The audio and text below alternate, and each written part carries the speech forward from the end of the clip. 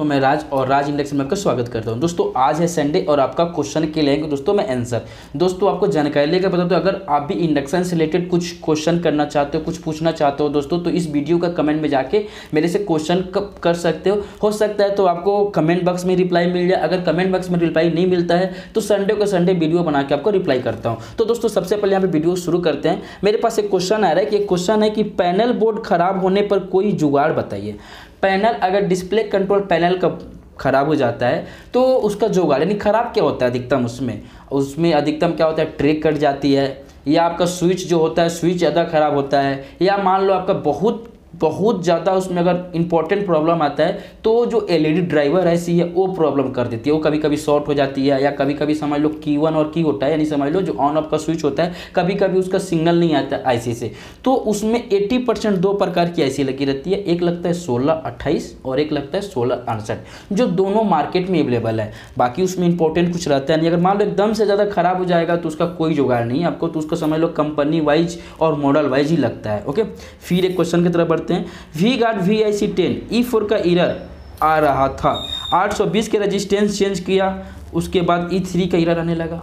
तो सबसे पहले यहाँ पे ध्यान देंगे, मान लीजिए जो आप इंडक्शन का पीसीबी देख रहे हो, मैं डीपी में भी आपको पीसीबी यहाँ पे दिखाने की कोशिश कर रहा हूँ, आप उस पीसीबी को देख लो। उसमें 3 रेजिस्टेंस लगा रहता है, एक लगा रहता है R1, R2 और R11। ठीक है, ये तीनों रेजिस्टेंस अगर मान लो आपको समझ में नहीं आ रहा है तो इंपॉर्टेंट क्या होता है उसमें, सबसे पहले जो R11 है वो E4 का वाला है, वो भी 820 के ही है, तो आप वहाँ पे रेजिस्टेंस की वैल्यू को कम ज़्यादा करना है, यानी कि रिप्लेसमेंट करके देखना है। कभी कभी क्या होता है कि वोल्टेज समझ लो लो वोल्टेज रहती है, इसके नाम से E4 का एरर आता है, और हाई वोल्टेज के लिए वी गार्ड में E3 का एरर कोड आता है। तो वहाँ पे 3 रेजिस्टेंस को आप नोट कर लो। अगर आपको E3 और E4 का एरर आता है तो आप वहाँ पे तीनों रेजिस्टेंस जो है उसको रिप्लेसमेंट करके देखो, आपका काम हो जाएगा। ओके, फिर एक क्वेश्चन की तरफ बढ़ते हैं। फिलिप्स का इंडक्शन है, पानी जाने के बाद डेड हो गया, IGBT ठीक है, फ्यूज था, फ्यूज मैंने बांध दिया मगर ऑन नहीं हो रहा है। ठीक है, मान लीजिए पानी गया, पानी जाने के बाद आपका इंडक्शन डेड हो गया तो फ्यूज क्या हो गया, ग्लो हो गया। अब फ्यूज को वहाँ पे बांध तो दिए, लेकिन क्या होगा, नहीं फ्यूज को वहाँ पे लगा दिए मेरे लैंग्वेज में, लेकिन फिर भी आपका सेट ऑन नहीं हुआ। तो इंपॉर्टेंट क्या होता है कि पावर सप्लाई की प्रॉब्लम, अगर मान लो कि पानी और लिक्विड आइटम अगर इंडक्शन के अंदर जाता है तो IGBT खराब नहीं होता है, पावर सेक्शन खराब होती है। ठीक है, पावर सेक्शन में उसमें क्या लगा रहता है, आईसी लगा रहता है, जो 8 पिन का आईसी लगा होगा। आप 8 पिन का आईसी के चेक कीजिए। अगर आपके पास मान लो समझ में नहीं आता है तो 5 वोल्ट एडाप्टर लीजिए, और 5 वोल्ट के एडाप्टर से वहाँ पे क्या कीजिए, चेक कर लीजिए, आपको दोनों चेक हो जाएगा। कौन कौन से दोनों, आपका मेन पीसीबी और डिस्प्ले कंट्रोल पैनल। उसको मान लीजिए अगर 5 वोल्ट के एडाप्टर से 5 वोल्ट देने पर हो जाता है तो आप वहाँ आसानी से पावर सप्लाई को रिपेयर कर सकते हैं। और 5 वोल्ट के एडाप्टर से कैसे चेक करना है, मैं वीडियो आई बटन में लिंक दे देता हूँ, एक वीडियो बनाया था 5 वोल्ट के अडाप्टर से चेक करने का, या 5 वोल्ट के अडाप्टर नहीं होगा तो 9 वोल्ट की बैटरी अगर आपके पास होगी तो उस बैटरी से भी आप चेक कर सकते हो। आपको आई बटन में वीडियो का लिंक दे दिया, वहाँ पे जा सकते हो। ठीक है, फिर एक और क्वेश्चन की तरफ बढ़ते हैं। एक और क्वेश्चन है कि मॉसफेट के नीचे टेम्परेचर जीनर कौन सा लगाया जाता है। जो मॉसफेट के नीचे बोल रहे हो आप, टेम्परेचर सेंसर बोलते हैं उसको। ठीक है, वो क्वाइल के ऊपर में भी लगा रहता है जिसको टॉप सेंसर बोलते हैं। वो एक प्रकार का थर्मिस्टर है। अगर मैं अपने लैंग्वेज में बात करूं तो एक प्रकार का हीट रेजिस्टेंस है। नॉर्मली टेम्परेचर में वो लगभग 90 से लेकर 100 के रेजिस्टेंस शो करता है, और जैसे जैसे उसके ऊपर आप मान लो टेम्परेचर रखोगे, जैसे उसके ऊपर टेम्परेचर बढ़ेगा तो उसको रेजिस्टेंस की वैल्यू कम होगी। यानी जैसे जैसे उसके ऊपर आप टेम्परेचर बढ़ाओगे, नॉर्मली आप मान लो 25 डिग्री सेल्सियस में हो, समझ लो 100 के शो कर रहा है, अगर मान लो उसके 35 डिग्री 40 डिग्री, जैसे उसके ऊपर टेम्परेचर आप डालोगे तो उसकी रेजिस्टेंस की वैल्यू धीरे धीरे घटते क्रम में हो जाएगी। तो वो हीट रेजिस्टेंस है एक प्रकार का। ठीक है, अगर मान लो कि IGBT के नीचे वाला सेंसर खराब हो जाता है, आपके पास मार्केट में अवेलेबल नहीं होता है, जो टॉप सेंसर क्वाइल वाला सेंसर होता है, वहाँ उसको कटिंग करके पीसीबी में माउंट कर देगो, आप आसानी से आपका काम हो जाएगा। ओके जी, फिर आगे क्वेश्चन की तरफ बढ़ते हैं। Prestige PIC 3.V3 touch pad उस सेंस नहीं करता, खोलने के बाद डायरेक्ट टच करने से सभी बटन काम करते हैं। ठीक है, उत्तम जी महाराष्ट्र से हमसे क्वेश्चन किए हैं कि प्रेस्टीज का इंडक्शन है, टच यानी ग्लास के ऊपर जो होते हैं, यानी समझ लो सेरामिक ग्लास के ऊपर से काम नहीं करती है। जैसे उसको पीसीबी समझ लो, यानी समझ लो इंडक्शन से बाहर निकालते हैं और डायरेक्ट उसको टच करते हैं तो काम करती है। तो उत्तम जी यहाँ पे थोड़ा सा ध्यान देंगे। बरसात के दिन में लगभग समझ लो प्रेस्टीज के इंडक्शन में प्रॉब्लम आता है। मैं जहाँ तक रिपेयर करता हूँ हर साल 10 से 15 मेरे पास कंप्लेन आती है, और वो रिपेयर लगभग 70% ही कर पाते हैं, क्योंकि उसमें एसएमडी कंपोनेंट लगी रहती है। एसएमडी में क्या रहता है, वहाँ पे आप देख सकते हैं कि 41-48 का डायोड लगा रहता है, पीएफ लगा रहता है, रेजिस्टेंस लगा रहता है, तो आपको वहाँ पे क्या करना पड़ेगा, जहाँ पे एसएमडी कंपोनेंट है उसको अच्छे तरीके से सफाई करनी पड़ेगी। कहने का मतलब कि अच्छे तरीके से सफाई करने के बाद में उसको अगर अच्छे से आप मान लो गर्म हवा देते हो या धूप में उसको सुखाते हो तो लगभग समझ लो 100 में तो 100 नहीं बोल सकते, 80% रिपेयर हो जाता है। ठीक है, वो अधिकतम वो क्या होता है, ज़्यादा अगर मॉइस्चराइजर रहता है तो बहुत मुश्किल जाता है उसको रिपेयर करने में। एक और मेरे पास क्वेश्चन है सर, एक हेवल्स कंपनी की इंडक्शन है, मॉडल नंबर इजी कुक है, इसमें मेटल हीट नहीं हो रहा था और टॉप सेंसर खोल दिया तो हीट होने लगा, थोड़ी देर में आईजीबीटी ख़राब हो गया, फिर मैं आईजीबीटी न्यू रिप्लेसमेंट किया, उसके बाद टॉप सेंसर चेंज कर दिया, फिर भी आईजीबीटी ख़राब हो गया, प्रॉब्लम क्या है। देखिए आपको यहाँ पे ध्यान देता हूँ, आप सेंसर लगाओ या ना लगाओ, कहने का मतलब कॉइल सेंसर लगाओ या ना लगाओ, हीट तो होगा ही। खुद आप प्रैक्टिकल करके देख लेना। अभी तक बहुत कंफ्यूज होते हो आप लोग कि सेंसर मेटल को सेंस करता है, ऐसा नहीं है। अगर आपको विश्वास नहीं हुआ तो घर में प्रैक्टिकल करके देखो या अपने शॉप पे प्रैक्टिकल करके देखो। अगर सेंसर को भी बाहर निकाल दोगे तो हीट होगा, बट कुछ टाइम तक हीट होगा, उसके बाद सेंसर का एरर कोड आने लगेगा। वो इंडक्शन के प्रोटेक्शन के लिए सेंसर को लगाया जाता है। ठीक है, कोई अपवाद में इंडक्शन है, लगभग 1 से 2 ही जो सेंसर नहीं रहेगा तो एरर कोड देगा। बजाज का है, महाराजा व्हाइट लाइन का, कोई अपवाद में इंडक्शन है ना जो सेंसर नहीं रहने से एरर कोड देता है। वो क्या होता है कि वो सेंसर इसलिए लगाते हैं कि मान लो आपका इंडक्शन लंबा टाइम कोई कस्टमर चाहे कोई इंडक्शन यूज करने लगता है, 2 से 3 घंटे यूज कर दिया, अगर ज़्यादा टाइम यूज करेगा तो ओवर हीट हो जाएगा ना। अगर ओवर हीट हो जाएगा तो मान लो ऑटोमेटिक क्या होगा, अंदर में प्लास्टिक बॉडी है, प्लास्टिक है, वो गलना शुरू हो जाएगा। इसके नाम से एक सेंसर लगा रहता है कि लगभग 200 डिग्री से ऊपर भी जाएगा, अपने 200 अनुमानित समझ लो 150 से 200 डिग्री ऊपर जाएगा तो सेंसर ऑटो कट करके इंडक्शन को ऑफ कर देगा। ठीक है जी, फिर इसके नाम से वहाँ पे सेंसर लगाते हैं। फिर एक मेरे पास एक क्वेश्चन आ रहा है कि मेरा बजाज का इंडक्शन है और उसमें E2 का एरर आ रहा है, वो अपने आप ठीक होगा कि वोल्टेज परफेक्ट आएगा तो, वरना ठीक करवाना पड़ेगा। ठीक है, आप अगर बजाज के इंडक्शन में मॉडल नंबर बताते हो मैं आपको कंफर्म बता देता कि E2 का एरर कौन सा सेक्शन का है, लेकिन यहाँ सपोर्ट डेट यहाँ पे थोड़ा सा एग्जांपल देखते हैं। मान लीजिए कि E2 का जो एरर कोड है हाई वोल्टेज का है। ठीक, अगर हाई वोल्टेज अगर आपके पास होगा तो E2 का एरर कोड आएगा, लेकिन आपको कैसे पता कि मेरे पास हाई वोल्टेज है? आपके पास अगर मीटर लगा होगा वोल्ट मीटर तो आप कंफर्म बता सकते हो। और हाई वोल्टेज इंडक्शन के लिए कितना होता है? इंडक्शन नॉर्मली 230 से लेके 250 वोल्टेज तक काम करता है। कोई इंडक्शन 260 वोल्टेज में भी काम करेगा, बट 260 से ऊपर होगा तो हाई वोल्टेज का एरर कोड आने लगेगा। तो हाई वोल्टेज का जो एरर कोड आता है क्यों आता है? क्योंकि इंडक्शन के पीसीबी के अंदर उसके लिए कंपोनेंट लगाए रहते हैं और एमसी यानी माइक्रो कंट्रोलर आईसी में प्रोग्रामिंग रहता है उसका। तो वो कंपोनेंट यानी मान लो एग्जाम्पल की रेजिस्टेंस ही लगाए, कहीं रेजिस्टेंस ओपन हो गया होगा, इसके नाम से आपका आएगा। या आपके घर में हाई वोल्टेज होगा तो पहले आप चेक करवा लो या चेक कर लो, अगर आपके घर में 230-240 वोल्टेज होगा तो आपके इंडक्शन की प्रॉब्लम है। अगर कहीं हो सकता है 265 होगा तो ऑटोमेटिक वोल्टेज नॉर्मल आएगा तो आपका इंडक्शन सही काम करने लगेगा। ओके जी, फिर एक क्वेश्चन की तरफ आगे बढ़ते हैं कि सर पावर सप्लाई में जो आईसी लगाते हैं अगर ना मिले तो क्या करें?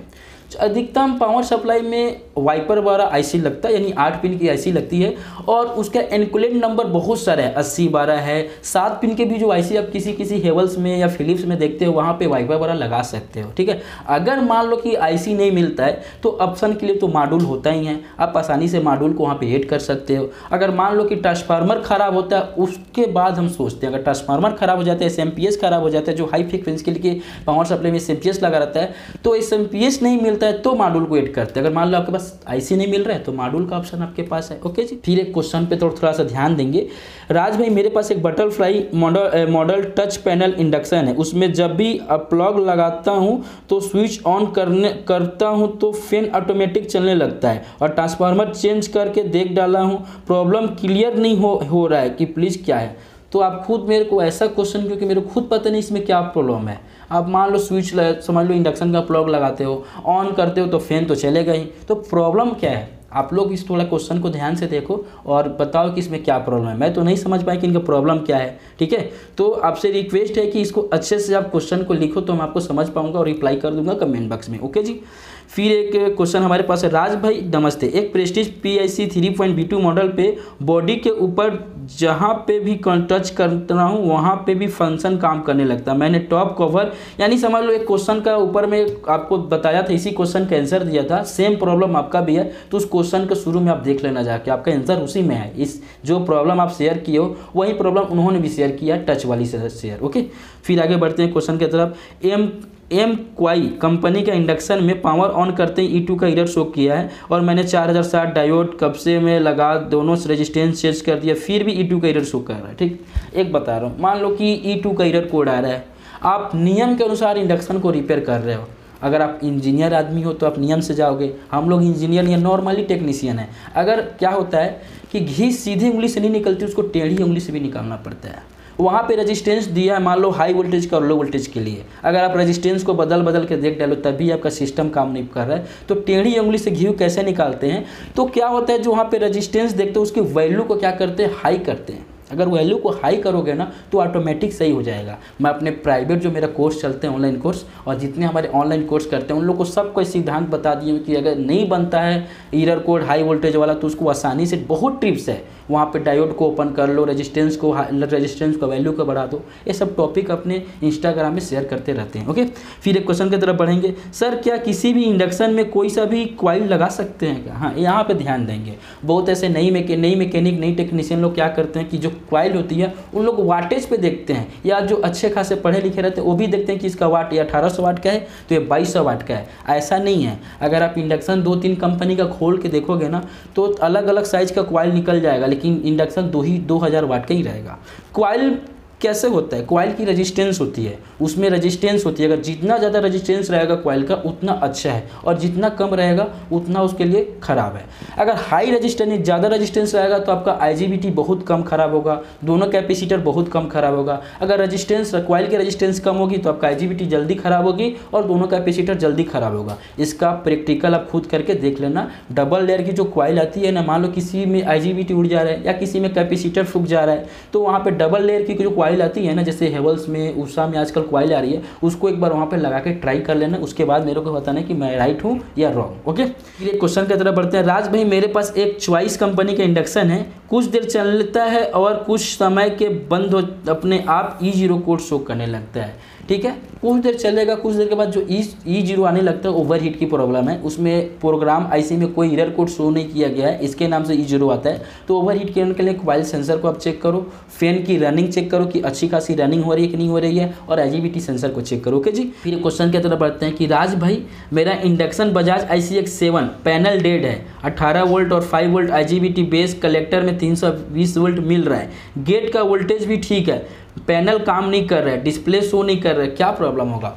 तो यहाँ पे ध्यान देंगे। सबसे पहले आपका जो प्रॉब्लम है डिस्प्ले कंट्रोल पैनल की प्रॉब्लम है। आपको IGBT सेक्शन को चेक नहीं करना है, आपको क्या चेक करना है, अपने डिस्प्ले IC को चेक करना है, और डिस्प्ले IC चेक करने के साथ साथ में मेन PCB में 5 वोल्ट तो मिल रहा है ऑलरेडी, तो वहाँ पे डिस्प्ले के पास में जो जेक लगी रहती है, यानी डिस्प्ले कंट्रोल पैनल का जो जेक होता है मेन PCB में लगता है, वहाँ पे 5 पॉइंट रहता है, 5 पॉइंट। तो कौन कौन सा रहता है? STB, क्लॉक, डाटा और ग्राउंड और 5 वोल्ट। इसको आपको चेक करना है। ग्राउंड में ग्राउंड तो आएगा ही, 5 वोल्ट में 5 वोल्ट रहेगा, STB में 1.5 से 2 वोल्ट, क्लॉक में भी 1.5 से 2 वोल्ट, और आपका समझ लो डाटा में भी 1.5 से 2 वोल्ट रहेगा। इसको चेक करना है।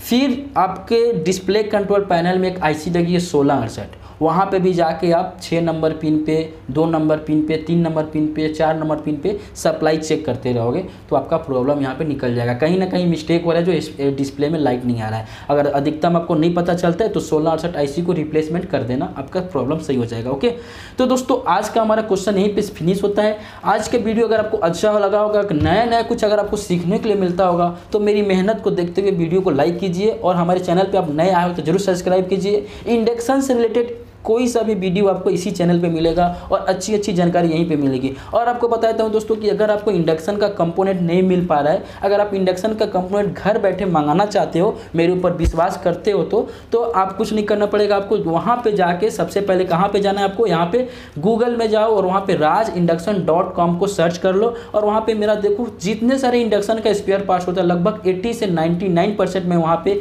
अवेलेबल हो जाएगा। वहाँ पे आपको प्राइस भी पता चल जाएगा, आपको प्राइस क्या क्या है वहाँ पे आप देख सकते हो। अगर आपको सस्ता लगता है इंडक्शन का पार्ट्स ओरिजिनल की तो गारंटी मेरी है। अगर आपको सस्ता लगे कि हाँ यह सामान थोड़ा सा अच्छे क्वालिटी में भी और सस्ता है तो आप ऑर्डर करके मंगा सकते हो। ऑर्डर करने के लिए अपने कॉपी पेन उठाओ और वहाँ पे नोट करते जाओ इस टाइप का कि आपको ऑर्डर करना है। और मेरे व्हाट्सअप नंबर आप देख रहे हो, ओनली फॉर आपको व्हाट्सअप करना है। आप व्हाट्सअप कर दो, मैं आपको बिल बना के दे दूंगा। अगर आपको लगता है कि पैसा कम सर ले रहे हैं तो आप पैसा पे कर दो मेरे ऊपर विश्वास करके, और 10 दिन तक आराम से बैठो, आपके घर सामान पहुंच जाएगा। आपको एक बारकोड भी मिलेगा जो गूगल में जाके या मेरे एप्लीकेशन में जाके आपको वहाँ पे जाके चेक कर सकते हो आपका सामान कहाँ पहुँचा है, ये पूरी डिटेल्स के साथ में। तो ओके दोस्तों, तो आज की वीडियो देखने के लिए दिल से धन्यवाद। मैं राज।